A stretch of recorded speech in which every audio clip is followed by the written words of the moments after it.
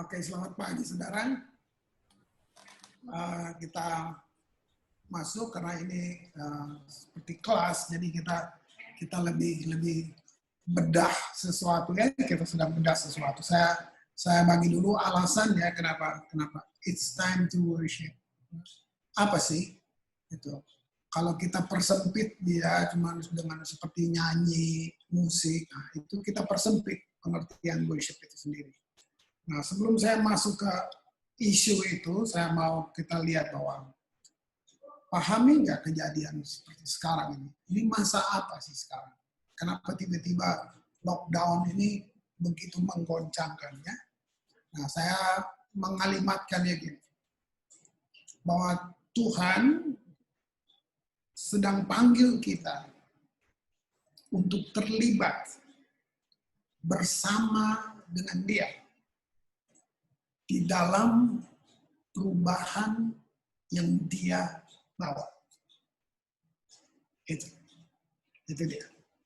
Saya ulangi, Tuhan sedang panggil kita untuk terlibat bersama-sama dengan Dia di dalam perubahan yang Dia bawa untuk kita.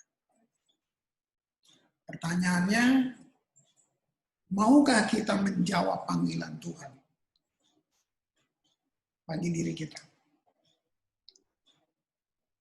Tantangannya adalah orang yang susah taat. Itu tantangan. Walaupun dia bilang dia Kristen, ya Pak, itu tantangan.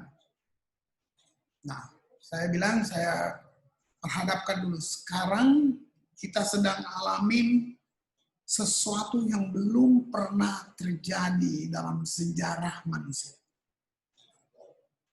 Kita sedang mengalami sesuatu yang belum pernah terjadi dalam sejarah manusia. Ya, seluruh dunia dirumahkan. Lihat itu.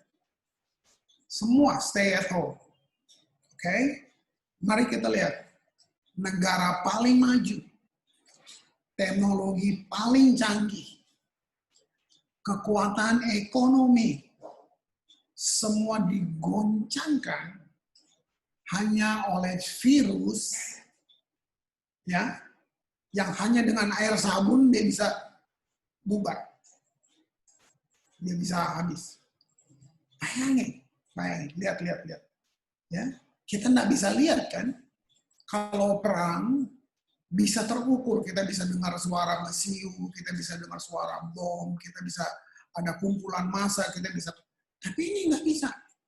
Bayangin, virus yang cuma pakai air sabun ya, bisa hancur, tapi dia menggoncangkan kekuatan ekonomi, teknologi canggih digoncangkan semua. Lalu orang mulai bilang, ini akhir zaman ya Pak? Harusnya kalau orang percaya nggak perlu pinter, dia sudah bisa tahu bahwa kita sedang berjalan, artinya penggenapan semua firman Tuhan sudah di depan mata kita. Kita sekarang sedang buka lembaran baru. Ini dia. Gitu. Nah, manusia, kamu lihat ini, dengan kesuksesannya sedang menganggap bahwa dialah arsitek hidup itu. Waktu dia belum apa-apa, dia mengandalkan Tuhan. Kita berdoa, mau cari apa aja berdoa. Tapi begitu kita sudah di puncak keberhasilan, kita mulai rubah sikap. Sadar atau enggak sadar. Kita berpikir, kitalah arsitek hidup ini. Ternyata, kita gagal. Sekarang kita gagal. Ya, sampai mulai bertanya, Tuhan di mana, Pak? Tuhan di mana? Saya mau jawab, Tuhan berada tepat di mana kita meninggalkan Dia. Jadi Dia nggak jauh. Kita yang tinggalin. Jadi kita berasa jauh.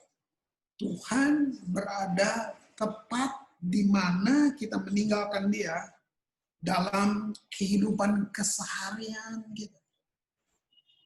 Saat ini semua konsep-konsep religion, agamawi, rontok. Seakan Tuhan cuma ada hari Minggu di gereja, Tuhan ada waktu pagi kamu duduk berdoa.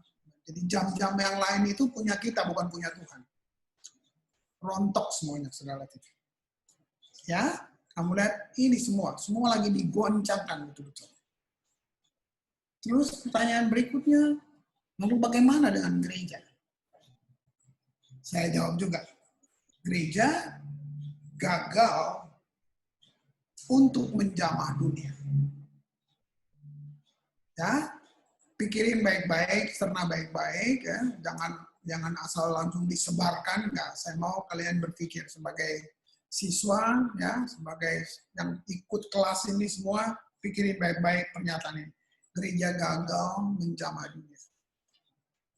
Ya, saya mau kasih contoh sejarah aja.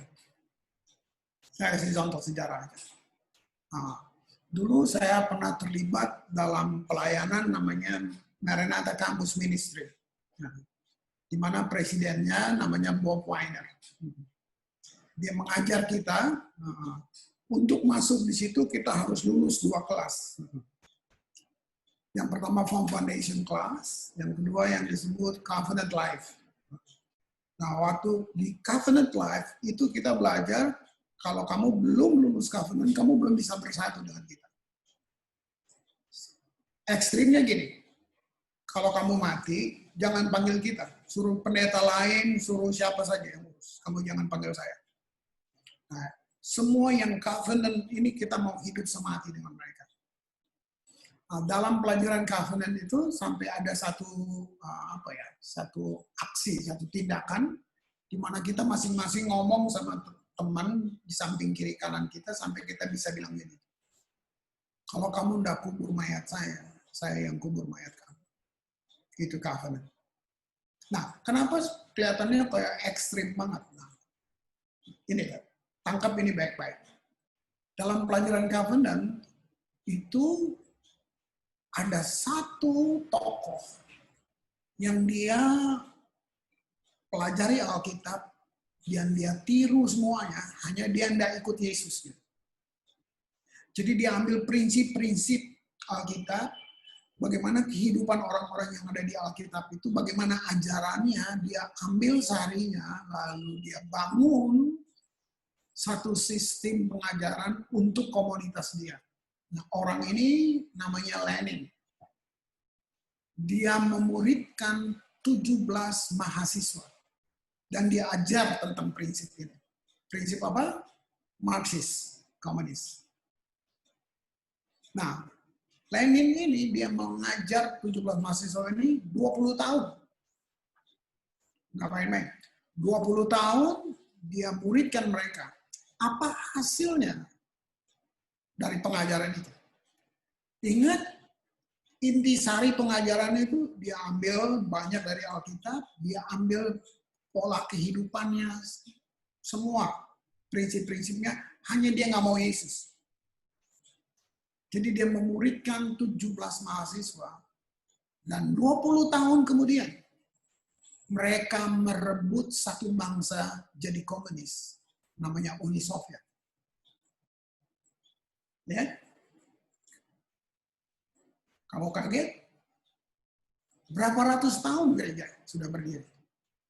Kita punya Roh Kudus, kita bilang Yesus paling hebat, bangkit dari maut, mengalahkan maut, kita sebut semuanya, kita deklarasi semua yang dia bilang.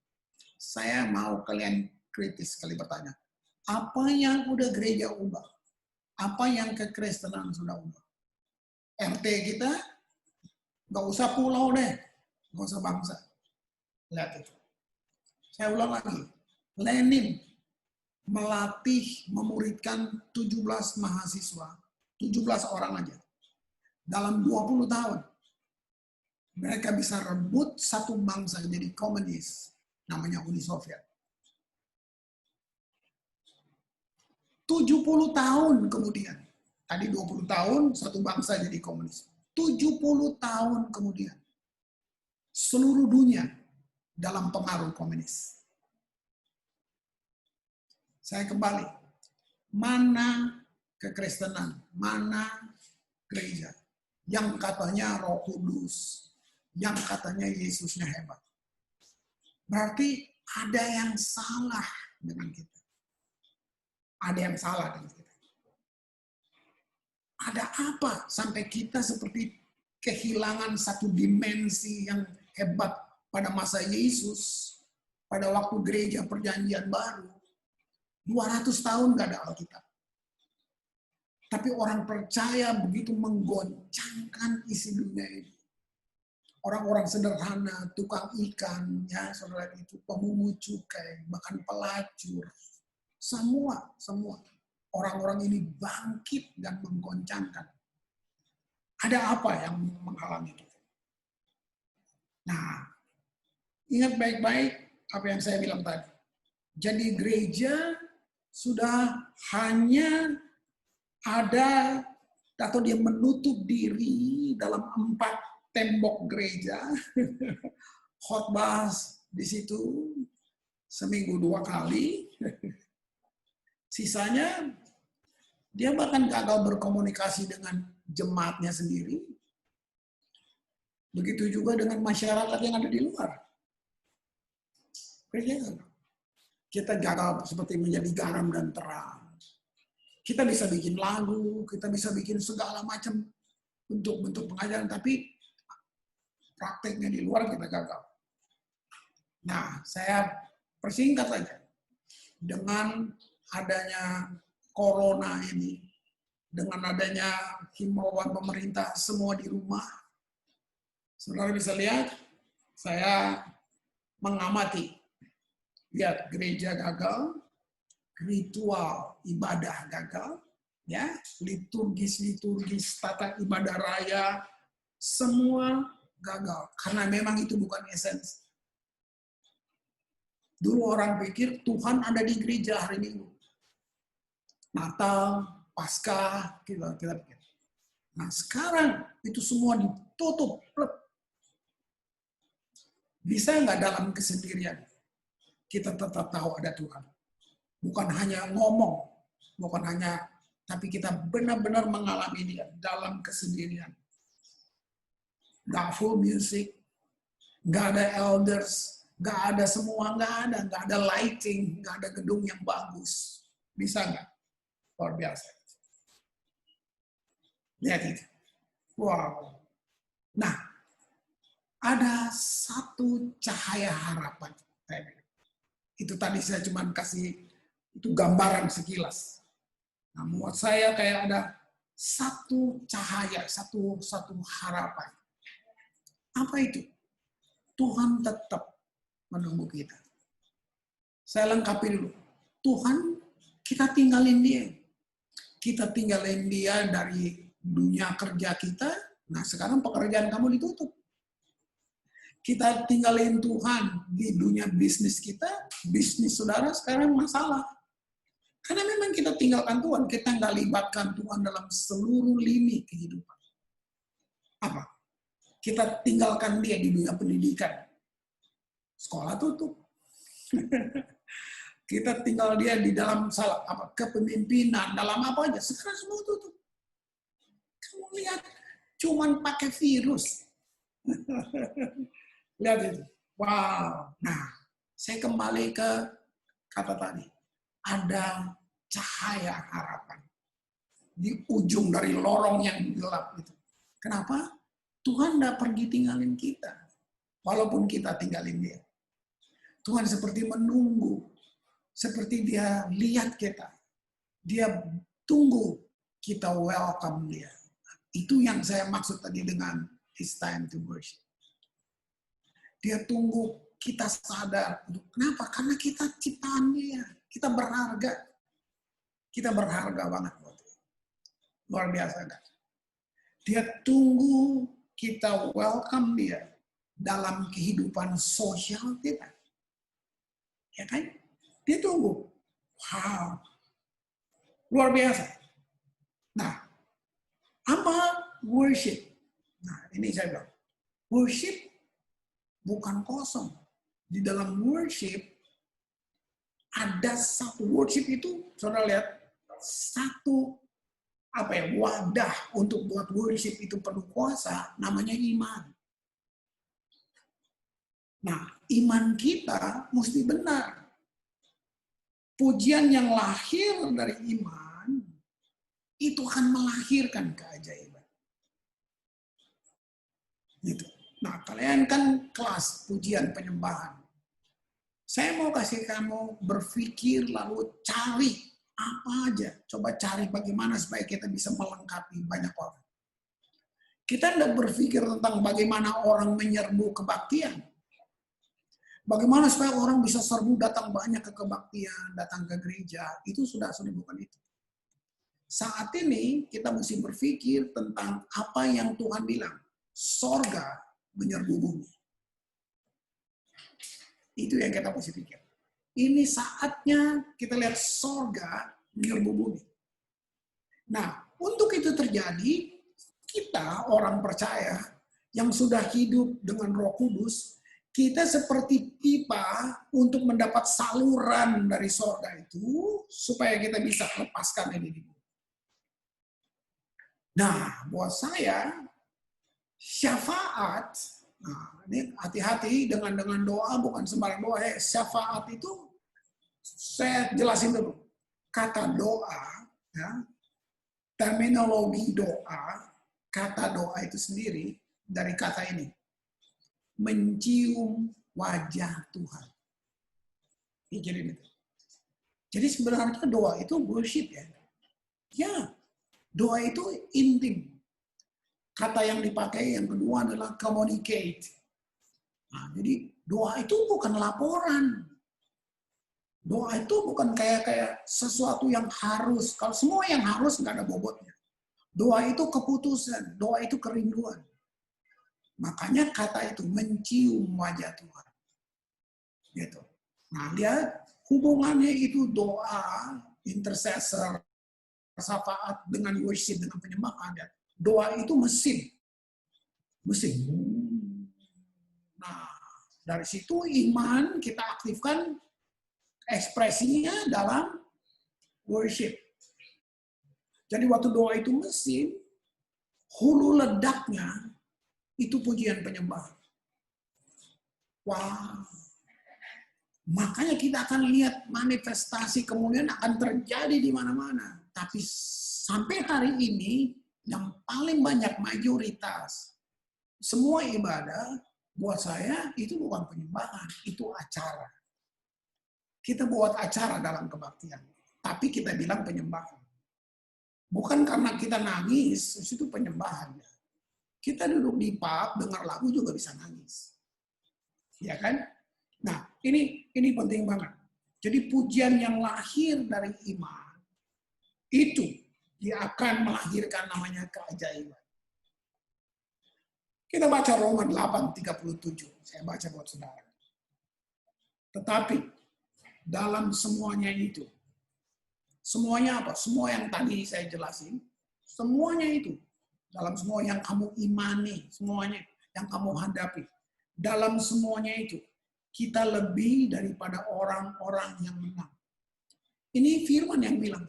Ini bukan profesor siapa yang ngomong, bukan. Ya, bukan ketua sinode. Kita lebih daripada orang-orang yang menang oleh Dia yang telah mengasihi kita. Wow, pikirin. Saya sangat suka dengan satu sifat, atau saya nggak bilang sifat karena kasih itu person. Tuhan bukan punya sifat kasih, tapi Dia adalah kasih. Hebat nggak? Orang bisa cerita tentang Tuhannya maha kuasa, maha banyak. Sama, Yesus juga gitu. Untuk membuktikan kekuasaannya, dia cuma ngomong, bintang Orion jadi. Jadilah. Tapi untuk menyatakan kasihnya, dia nggak bisa ngomong. Dia harus berani berkorban. Karena kasih bukan omongan. Kasih harus dibukti. Kasih baru disebut kasih. Kalau sesuatu dikeluarkan dari dia. Dan apa yang dia keluarin? Nyawa. Lihat nggak saudara? Wow. Nah, baru kita yang terima dia. Kita yang terima Yesus. Kita yang percaya dengan dia. Kita yang punya hubungan dengan dia. Kita itu disebutin lebih dari pemenang. Kita lebih dari pemenang. Saya jelasin. Seorang Kristen yang berkemenangan, ayat ini sedang bilang ini. Kita yang berkemenangan, kita tidak mencari kemenangan. Bukan. Tapi kita memperkuat kemenangan yang sudah dimenangkan melalui kematian dan kebangkitan Yesus Kristus. Jadi kita enggak berjuang, kita enggak menyembah, kita enggak berdoa untuk kemenangan. Tapi kita buat itu ya, kita memperkuat kemenangan yang telah dimenangkan melalui kematian dan kebangkitan Yesus Kristus. Kita tidak sedang berusaha memenangkan peperangan. Tapi kita sedang datang dari peperangan yang sudah dimenangkan. Bisa tahu nggak bedanya? Itu ya. Nah, saudara bisa bicara untuk keluarga, teman-teman yang lain. Cuma bilang begini, yuk, ini saatnya kita welcome Tuhan. Nah, saya ingat ada satu kata namanya katoi kasai. Diterjemahkan feel at home. Itu welcome, feel at home. Nah, jadi di dalam terjemahan itu dibilang ini, and Jesus feel at home. Nah, kita disebut bait Allah. Persoalan banyak hal yang kita mesti tanya. Kita bilang, ya Yesus ada di dalam saya. Bagus.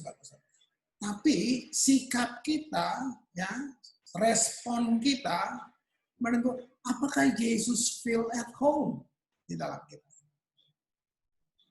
Kapan terakhir kita bilang, Jesus feel at home? Coba pikirin itu. Saya punya pengalaman tahun-tahun di mana kalau pelayanan itu kita belum di hotel.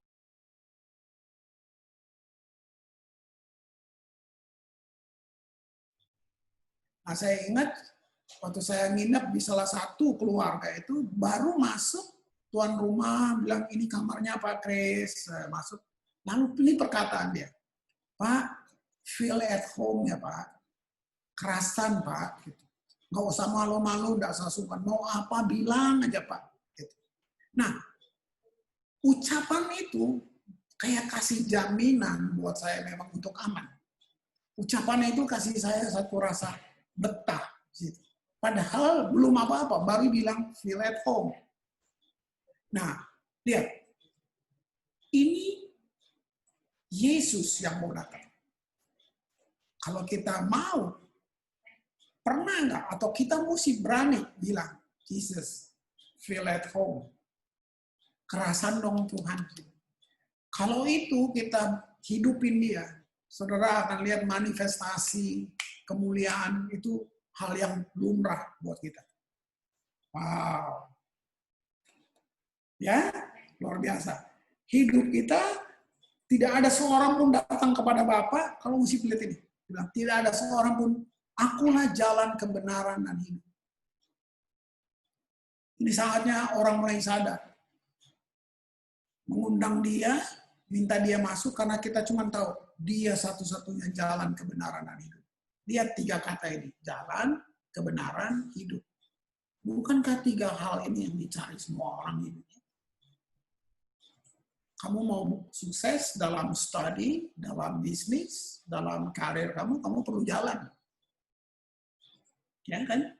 Nah, kamu bisa cari kemana-mana, ya. Mungkin ke dukun, mungkin ke orang pintar, kemana aja. Padahal Yesus bilang, aku jalan. Ya kan? Nah, untuk berhasil, untuk udah tahu jalannya, kamu perlu tahu lagi, itu benar nggak? Ya, 3 ini dicari orang. ke jalan kebenaran dan hidup. Bayangin, dia sudah kasih buat kamu. Wow, akulah jalan kebenaran dan hidup. Pertanyaannya, bagaimana Pak kita bertindak gitu? Ya, terus mereka suka nanya begini, kalau kita berusaha ikut caranya Tuhan, terus kita salah Pak, gimana tuh? Gini jawabannya, balik lagi, nggak ribet, gereja yang bikin ribet, pengajaran-pengajaran, teologi yang bikin ribet, perang teologi ini, itu yang bikin ribet. Saudara, saya dari saya bertobat, saya ikutin semua itu. Untuk kamu ngalamin pemulihan, kamu harus ikut 8 langkah. Mati kok. Kalau baru 5 langkah terus kita mati, mana? Selamat nggak? Kamu lihat banyak banget ribet. Padahal misalnya kita, bagaimana kalau kita gagal? Gampang jawabannya. Ulang lagi. Karena memang manusia bisa salah. Kita bisa salah. Gitu. Kamu tidak akan pernah masuk ke dalam hal yang supernatural Allah, sementara kita dikuasai oleh alam jasmani. Nggak akan pernah bisa. Nah, ulang lagi itu supaya kamu tahu, hidup itu bukan cuma dipenuhi roh, tapi hendaklah kamu dipimpin oleh roh. Nah, jadi dalam kita ini ada tubuh, jiwa, dan roh, kan? Nah, masalahnya Tuhan udah di dalam kita. Janjinya udah di dalam kita. Semua yang dibilang kuasa, segala macam sudah di dalam kita. Tapi dalam menjalani hidup, yang mimpin kita bukan roh. Yang mimpin kita ya jasmani kita itu tadi. Jiwa kita yang mimpin. Remote controlnya kita kasih ke jiwa. Itu sebabnya kita mengalami banyak konflik, kegagalan, bahkan perasaan menguasai kita yang membuat kita selalu bilang kita tidak layak, kita nggak layak, karena kita merasa kita tidak pernah mencapai satu standar. Yang saudara harus tahu bahwa waktu kita ditebus, waktu kita diselamatkan oleh Yesus, roh kita sempurna seketika itu. Yang tidak seketika tubuh dan jiwa. Nah, lihat, pemahaman ini mempengaruhi pujian, penyembahan, doa kita. Jadi doa kita dikuasai oleh perasaan, oleh jiwa, penyembahan kita. Cara seorang worship leaders pilih lagu, di situ saya mengukurnya. Dia kenal Tuhan sedalam apa. Waktu kita ngobrol cara orang itu doa makan, kita langsung tahu ini doa agamawi, ini doa orang yang kenal, gitu kan? Ya kan? Sering, sekarang jarang. Dulu saya kalau kumpul berdoa, apalagi yang doa mahasiswa sekolah Alkitab. Doa makannya cuma doa makan nih. Kami teringat Tuhan, janda-janda, giliran makan loh. Nah, ya kan? Nggak usah doa, berkati kami teringat orang-orang miskin. Nggak usah. Ke sana, kasih makanan buat dia. Nah, maksud saya ini agamawi ini yang saya bilang. Lihat, jadi dari cara orang itu doa, dari cara dia milih, kita bisa ukur di situ. Oh, sedalam apa ya dia tahu Tuhan. Gitu. Wah. Yuk kita lihat Ibrani 12. Ayat 28. Ibrani 12 ayat 28. Jadi karena kita, wah, lihat itu. Ini firman ya. Jadi karena kita menerima kerajaan yang tidak tergoncangkan. Wow. Lihat apa yang Tuhan mau. Marilah kita mengucap syukur. Dia nggak minta yang lain. Dia nggak minta yang lain. Karena kita menerima kerajaan yang tidak tergoncangkan, marilah kita mengucap syukur dan beribadah kepada Allah, bukan hanya ibadah, tapi gini, menurut cara yang berkenan kepadanya dengan hormat dan takut. Nah, saya sedikit jelasin di sini. Cara yang berkenan tuh paling menentukan nomor satu adalah hubungan kamu. Berkenan tuh hubungan.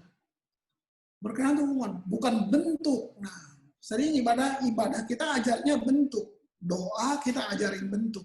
Penyembahan kita ajarin bentuk. Penyembahan tuh gini. Nah, itu bentuk. Padahal bebas. Bebas. Ya kan? Gitu. Itu soal spirit, soal hati saudara. Nah, doa juga gitu. Kita bawa list, ngobrol. Seakan-akan Tuhan nggak tahu, jadi kita mesti kasih tahu dia.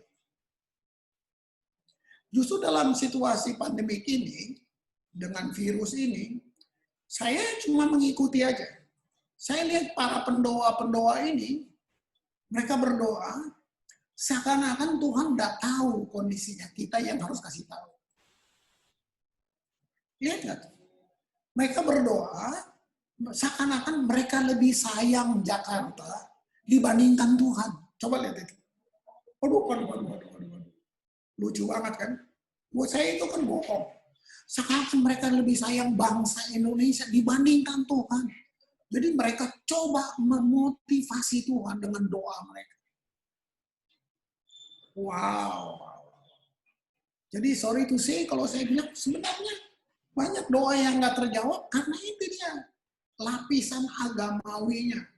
Doa penyembahan kita itu kayak latihan agamawi. Itu sebenarnya bukan worship. Nah, jadi di sini Tuhan sedang memurnikan ibadah kita. Ya, lihat, hormat dan takut.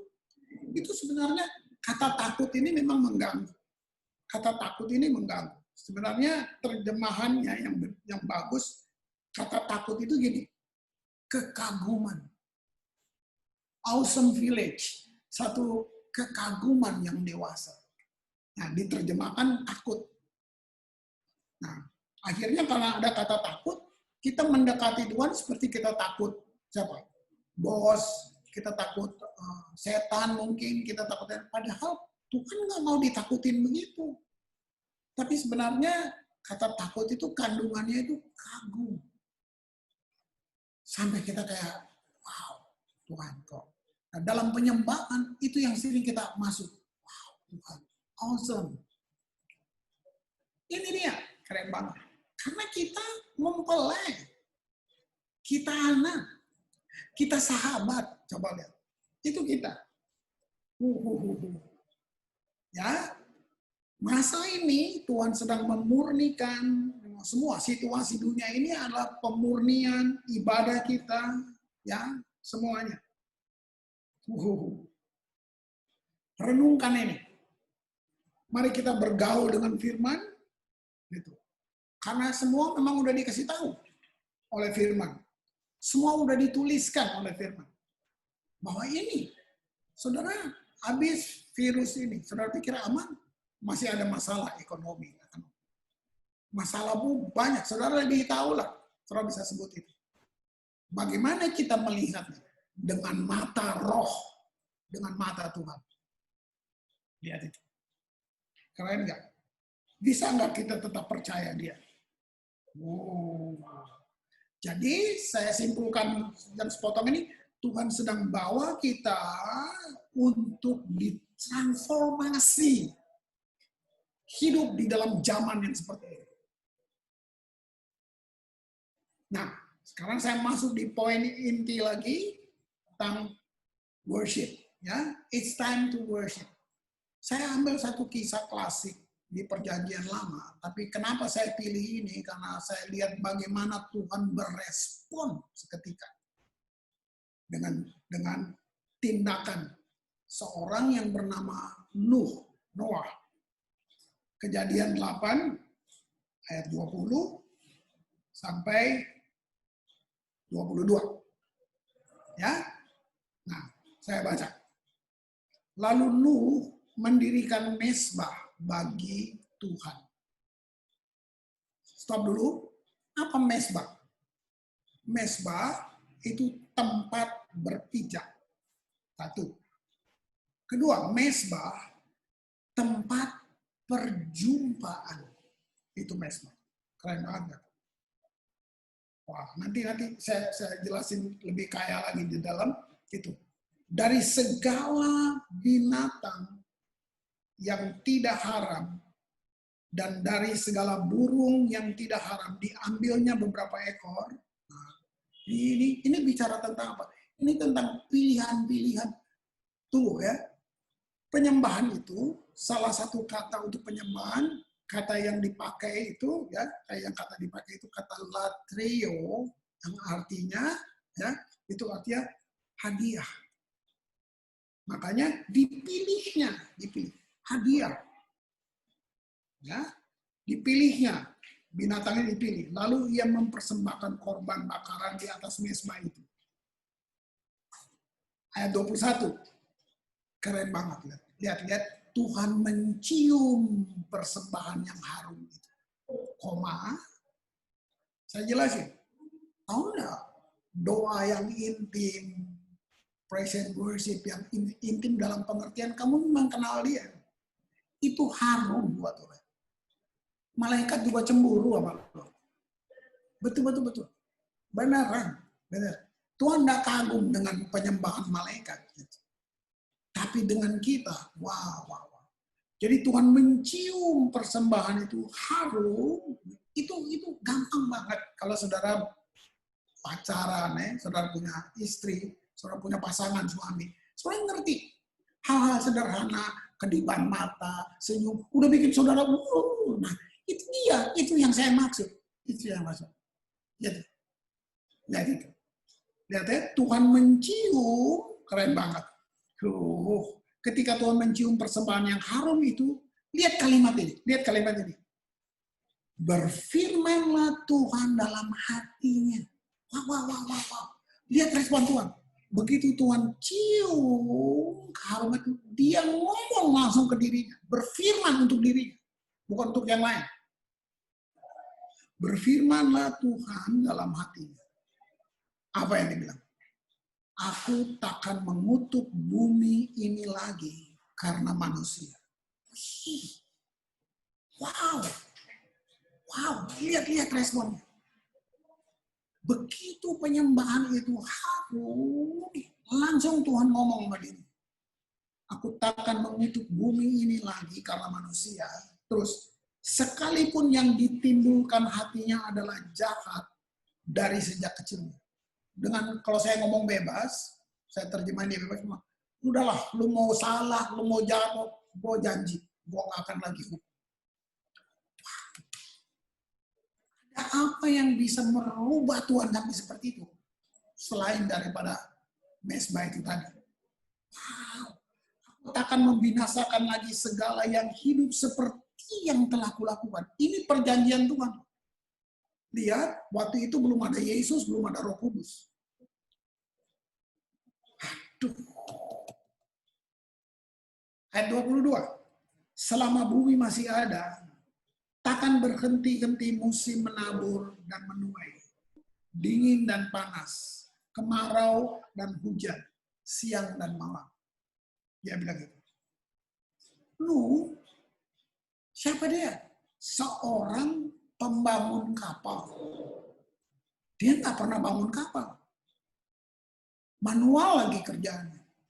Yang bikin dia bisa bikin sampai itu kapal berhasil, jadi cuma satu kata ketaatan. Lihat. Nah, mezbah ini dibuatnya kapan? Waktu air bah udah selesai, Nuh bahkan beralih, sudah nggak lagi jadi tukang kapal, dia beralih profesi menjadi petani anggur. Orang pertama yang menanam anggur di bumi sejak air bah, itu Nuh. Kalau saya bikin istilah keren, dialah menteri pertanian, menteri kehutanan pertama di planet bumi ini, ya Nuh. Luar biasa nggak? Bayangin, jadi Nuh masuk dalam masa transisi, musim yang baru. Sama seperti kita sekarang. Tiba-tiba perubahan besar terjadi. Kita sedang masuk dalam musim baru ini. Apa yang Nuh buat? Dia bangun mezbah. Hari kita juga bangun. Bau harum persembahan Nuh menyenangkan Tuhan sampai dia berespon.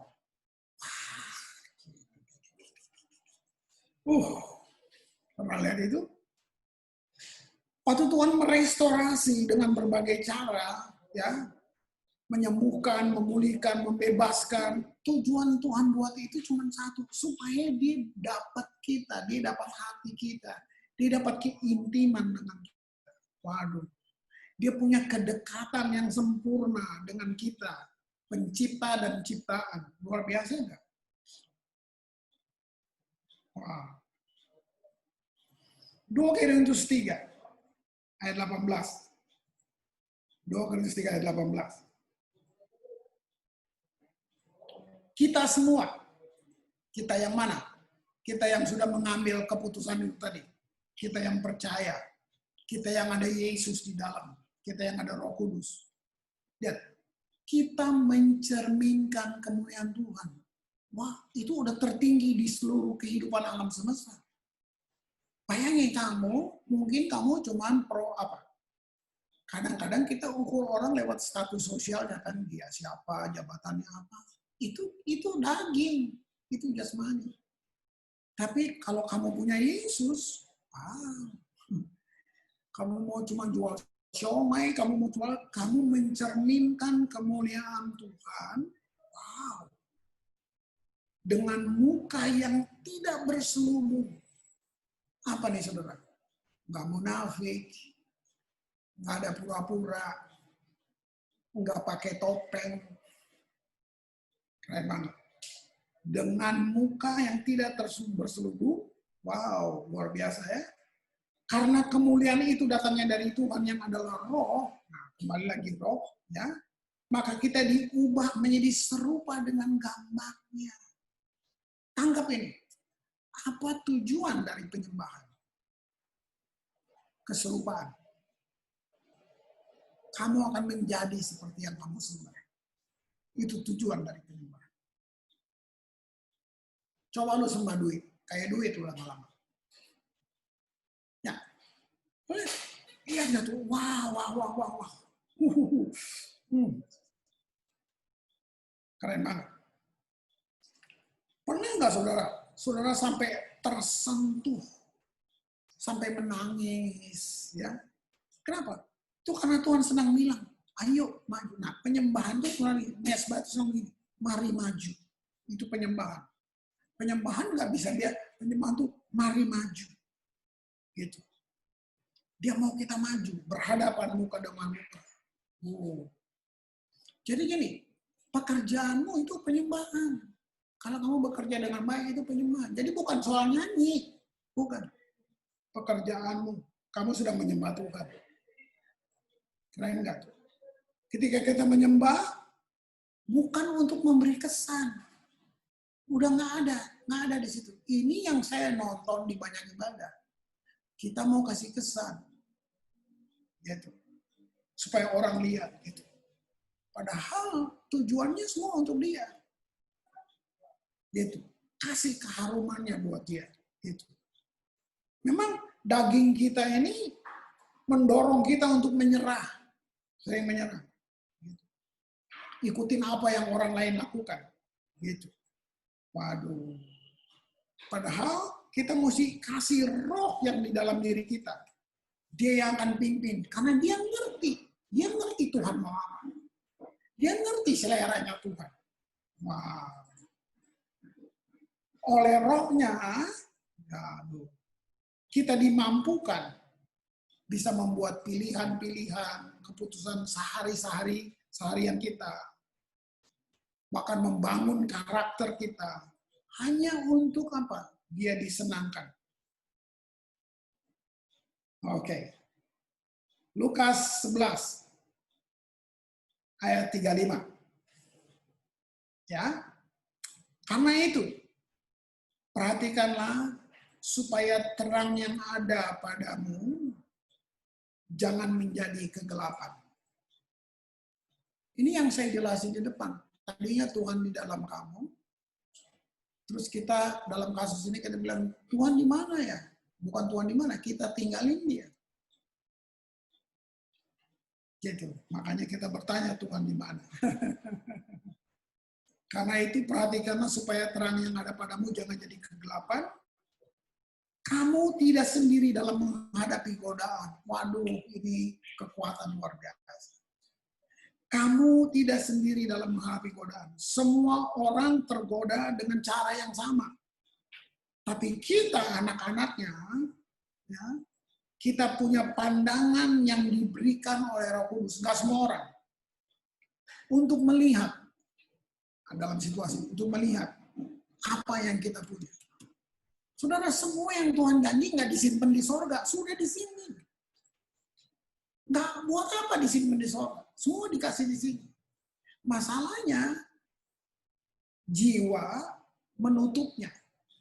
Kita dipimpin oleh jiwa. Nah, harusnya saudara tarik keluar dari dalam roh. Wow, kalau kita semua kayak gini, luar biasa.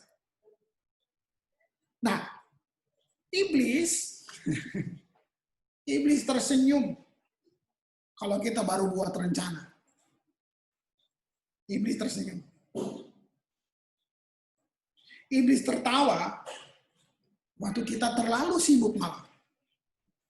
Dia tertawa. Tapi dia gemetar. Dia terkapar waktu kita intim dengan Tuhan. Wah, itu nggak ada dua. Dia gemetar waktu kita connect with God. Waktu kita intimate with God. Itu dia terkapar banget. Itu dia terkapar banget.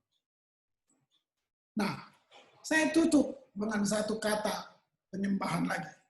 Habis itu kita boleh bertanya. Kata yang dipakai di sini kata yada.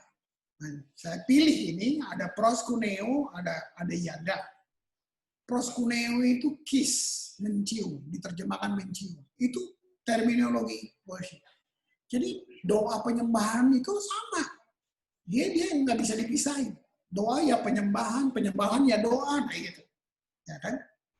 Nah, bayangin, makanya diterjemahin mencium wajah Tuhan. Itu segitu intimnya.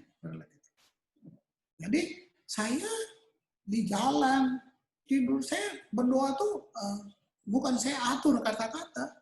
Kamu help, itu doa. Ya. Saya tidur kaget bangun bilang papa, daddy. Maksud saya membiasakan seperti itu. Terima kasih. Nah, saya merenungkan sesuatu. Buat saya itu doa. Kamu berpikir bagaimana ya? Saya mau ini. Itu semua itu communicate itu. Itu yang saya maksud. Lihat itu. Nah, yada diterjemahkan dalam perjanjian itu apa? Intim banget itu paling intim. Itu hubungan suami istri. Itu persetubuhan. Sampai itu loh dipakainya. Itu kata yada. Nah, lihat dalam perjanjian lama inisiatifnya Tuhan. Mesbah itu inisiatifnya Tuhan, itu perjanjian lama. Kenapa? Karena sejak ada dosa, manusia kehilangan naluri penyembahan. Nah, jadi Tuhan berinisiatif bikin mesbah. Dia kasih aturan, ini bikin mesbah. Nah, yada dalam pengertian yang sebenarnya itu keintiman suami istri yang sebenarnya tadi. Lihat enggak? Tuhan menggunakan istilah itu sebagai, saya dapat kata bagus, pengerasan arti. Satu pengerasan arti. Kenapa? Mengikuti alam pikiran manusia. Wow. Untuk memudahkan manusia menangkap kedalaman dari penyembahan itu. Jadi yada. Keren ya? Nah, saudara, sebenarnya kita cuma perlu praktek. Waktu kita buat itu, kita alamin yang namanya manifestasi dari kemuliaan. Kalau enggak, kita cuma menyanyi tentang kemuliaan, tapi nggak ada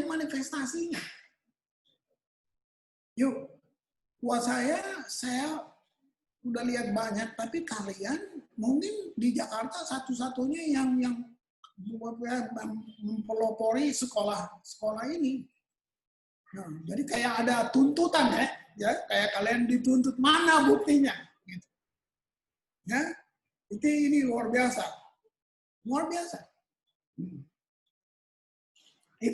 Itu yang saya mau bagi buat saudara.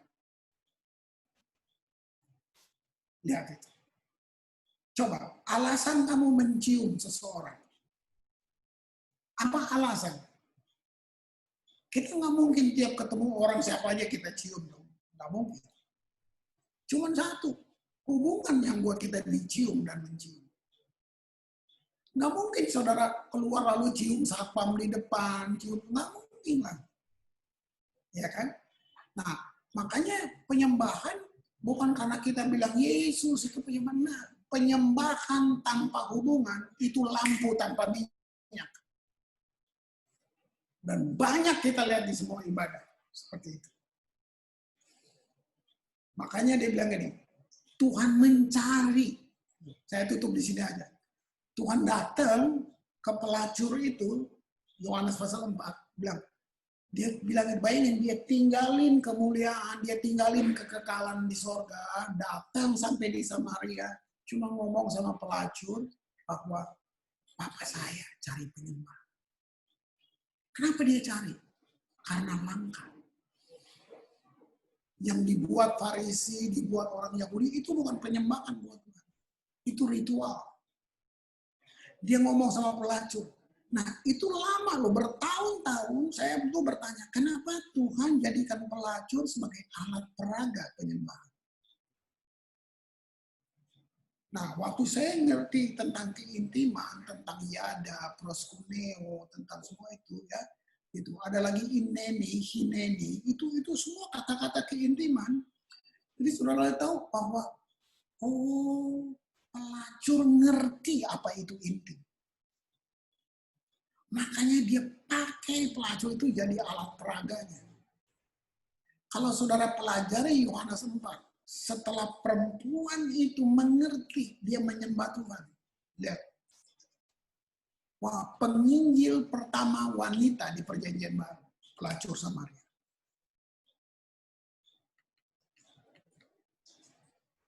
Tuhan berkati saudara.